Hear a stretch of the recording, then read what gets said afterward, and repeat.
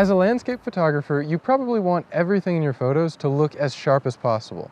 And if you've ever been out in the field and had difficulties getting everything from the foreground to the background in focus at once, then you know how difficult this can be. So in this scene, with flowers in the foreground and a mountain in the distance, where would I focus to get everything to be as sharp as possible? Well, if you think about it, the answer would be somewhere between the flowers and the mountain, because if I only focus on one, then the other could be noticeably blurry. So the best compromise is just to meet somewhere in the middle. Specifically, there's going to be one point between the foreground and the background where both of them are equally sharp, and that point is called the hyperfocal distance. Let's talk about that next. So how do you find the hyperfocal distance in the field? Well, different photographers might give you different answers. Some might say focus a third of the way into the scene. Others might say use hyperfocal distance calculators. But these methods are either too difficult to put into practice or just plain inaccurate. Instead, there's one method that is always accurate, that's very easy to remember, and that's the doubling the distance method. So how does this method work? Well, all that you need to do is look at the scene in front of you and ask yourself, in the final photo that you're about to take, which item is the closest to your camera that you still want to appear sharp. For example, in this scene, the closest element of my photo that I still want to appear sharp is a flower, and it's about 2 feet away from my camera. Well, thanks to the double the distance method, I know that I need to focus at exactly 4 feet away, double that 2 feet. If I focus at 4 feet away, then everything from that flower to the mountain in the background will be as sharp as it can possibly be. And it's not just this one example where doubling the distance applies. If I'm at a scene where my closest element is 5 feet away, I'm going to focus 10 feet away. Or if I'm in an overlook where my closest element is already at infinity, then my hyperfocal distance is infinity. It's something that also doesn't depend upon meters versus feet. No matter what system you use, it's just double the distance. Now, an interesting thing about this technique is that I haven't even mentioned aperture, focal length, sensor size, because none of that actually matters to your hyperfocal distance. It's always double the distance, no matter what equipment or settings you're using. But if you want enough depth of field in your photo, those things still matter, so I'll talk about them next. As you already know, there are a number of factors that influence your depth of field, including your aperture, your focal length, and your camera to subject distance. Out of all of these, though, a lot of landscape photographers end up defaulting to just using smaller and smaller apertures when they need more depth of field. And this does work, but it's not necessarily the ideal method. For example, if you're shooting even at a very small aperture, you might have something that's so close to your lens that it's still out of focus, even if you're at the hyperfocal distance. Because the hyperfocal distance, although it does maximize the amount of depth of field that you get, sometimes it's impossible to get enough depth of field if something is really, really close to your camera. Instead, a better option is usually just to move your camera backwards a little bit and increase the camera to subject distance. In fact, just moving your camera back by less than a foot can increase your depth of field very significantly. And that's why, as a landscape photographer, that's usually my default method. Rather than using a smaller and smaller aperture, just moving the camera backwards a little bit almost always solves the depth of field problem. Now, if you don't want to move your camera backwards for whatever reason, you also have the option just to raise the camera up a little higher and then tilt it forwards. And that does increase your camera to subject distance, giving you a larger depth of field.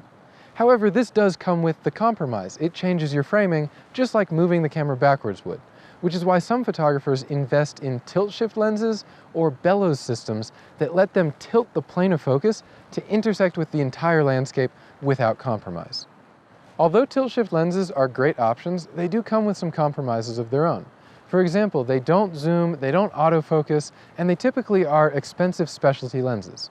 For that reason, a lot of landscape photographers prefer something just a normal lens, and the way that they get enough depth of field is by focusing at the hyperfocal distance, using a wide enough angle lens, using a small enough aperture, and standing far enough back from their subject.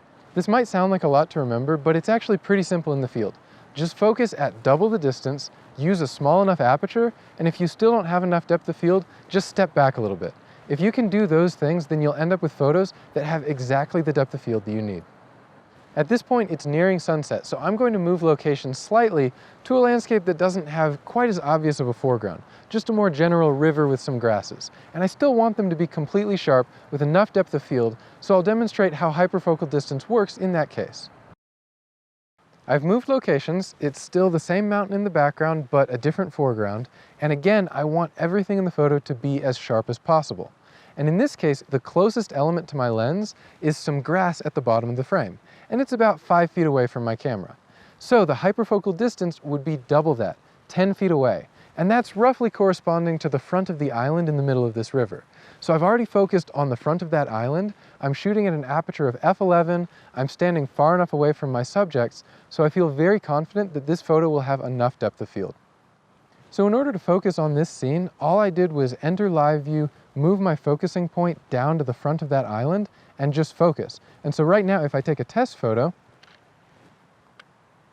as you can see, when I review it, I can zoom in, and you'll notice from the very top of the mountain all the way to the grass on the bottom of the frame, everything is completely sharp. And that's exactly what I want it to be. And now is also the best time to be testing focus because it's not yet sunset. It'll be another 15 minutes or so. Hopefully we'll get some really beautiful light, but this is the perfect time to optimize everything so that you don't need to worry about it when the light is right.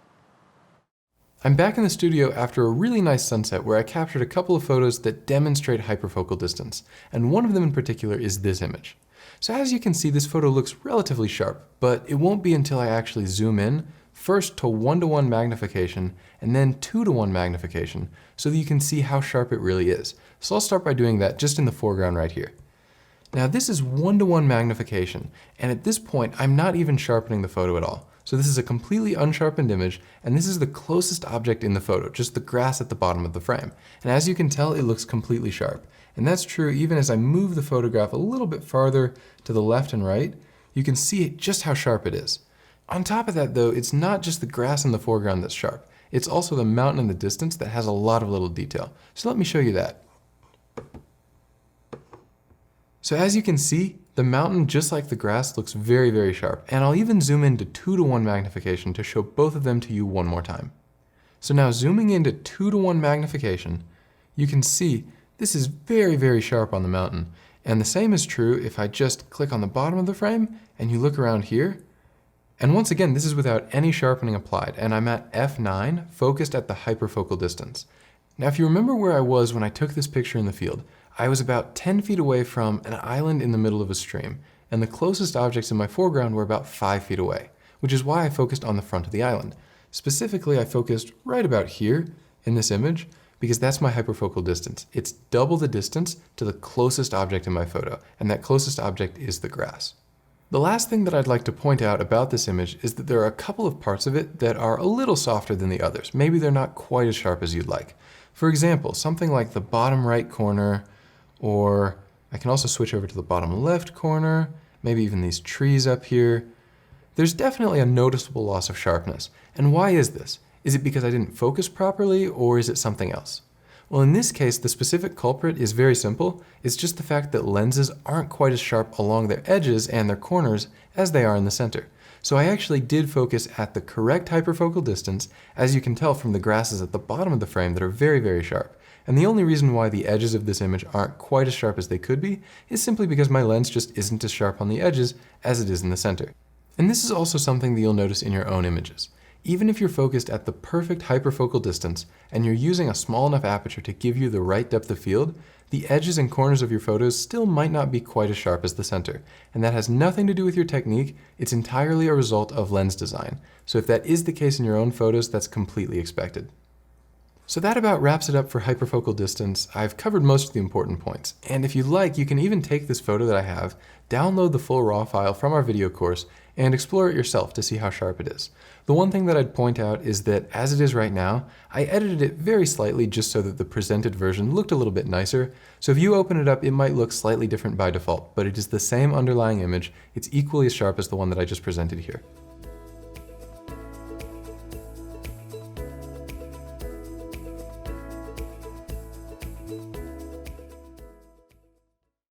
There will be cases in landscape photography where you have difficulty getting both your foreground and your background to appear as sharp as possible, even when you're focused at your hyperfocal distance and you're using a relatively small aperture. And this landscape is a perfect example. Right now I'm trying to photograph some aspen trees, but even when I'm focused at my hyperfocal distance and using an aperture of f16, my foreground and background still aren't very sharp. But there is still one option that I have in this scenario, and it doesn't involve using a wider lens or moving backwards. Instead, it's something called focus stacking. So focus stacking is a technique where you focus at several different points in the landscape. So only a certain point of each landscape will be sharp, and the rest of it will be very blurry in every photo, but you can combine the sharpest parts of every single image and end up with a photograph that has a really large depth of field. So let me show how this happens in this case. As you can see, behind me there are several aspen trees, but the closest object in this photo is actually some grass in the foreground. And it's an easy mistake when you're focus stacking to start on your main subject and ignore things in the very foreground. But if you want your whole photo from start to finish to appear sharp, then you need to ask yourself what the closest object in your image is. And at the same time, another mistake that a lot of photographers make while trying to focus stack is to leave too much space from photo to photo. In other words, they might focus on their foreground and their background, but they leave the middle ground without a photo that's sharply focused. And in that case, the final image might be blurry in the front, sharp, blurry in the middle, and then sharp, and it's just totally unusable. So you have to make sure that you have enough steps in your landscape so that every single bit of your photo is sharp. Because if anything isn't, then your overall image just won't be as strong. Another issue that you might have to deal with while focus stacking is called focus breathing, and this is a problem that many lenses have. Specifically, as you change your focus, the field of view in the image also changes. And this can make things a little bit more difficult to assemble in post-production when you're bringing your final focus stacked image back to your computer. However, there are some ways to deal with this issue, as I'll cover later. What I'm going to do now is set the aperture on my lens, and at the moment it's set at f/16. It does give me a decent amount of depth of field. And the positive here is that I don't need to take 30 photos to create a good focus stack. I can probably get away with 5 or 6. Now that you know the basics of focus stacking, I'm going to turn around and take this stack. I'll start by focusing at the closest object in this landscape, and I'll end at the trees in the background. After that, I'll take the photos into post-processing and show you how to assemble them.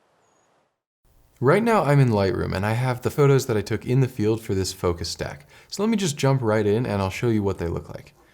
So as you can see, here's the first image and here's the second image.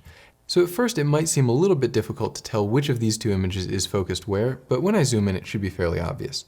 For example, when I zoom in on this photograph and I overlay the magnification in the same spot for 2 photos in a row, you can see when I switch between them, one of the 2 photos is fairly significantly out of focus in the nearest aspen trees.